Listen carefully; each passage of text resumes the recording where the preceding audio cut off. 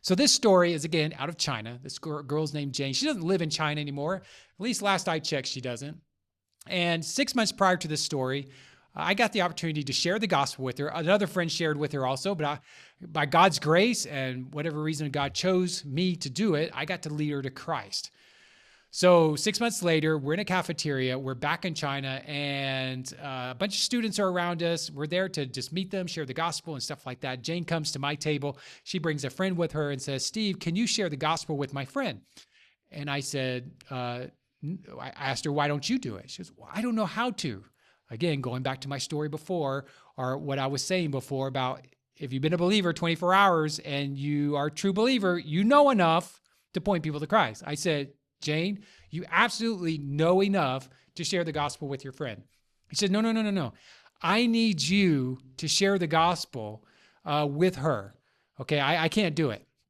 And I looked at her and I said, Jane, and this is the only time in my life I've ever said this. It just came out of me. I didn't pre-plan this. I didn't say, I'm going to keep this in my toolbox, ready to yank it out at the perfect time.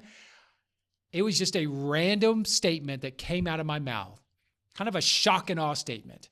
And I looked at Jane. I said, Jane, if you want me to share the gospel, your friend's going to hell because I'm not going to do it.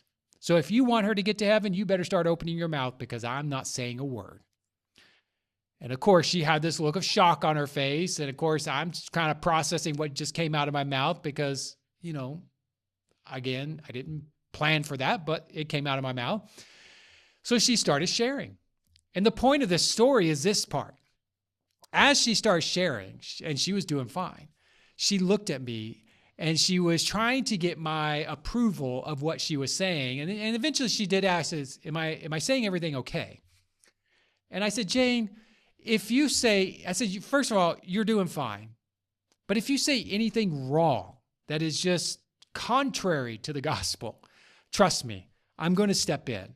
Okay, I'm going to help. I'm going to step in and I'm going to help. But until that moment, I'm not saying anything. So just keep going. So the conversation with this girl, between Jane and this other girl of hers, this friend of hers, lasted about an hour. And at the end of that hour, she led her friend to Christ. And then she looked at me and she said, that was easier than I thought. I said, yes, you already knew the information. You didn't need me to give you extra instruction on what to do. You heard us.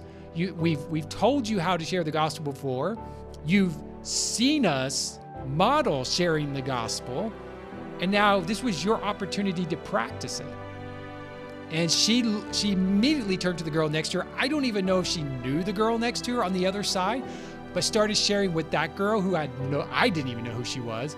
And in 15 minutes led that girl to Christ.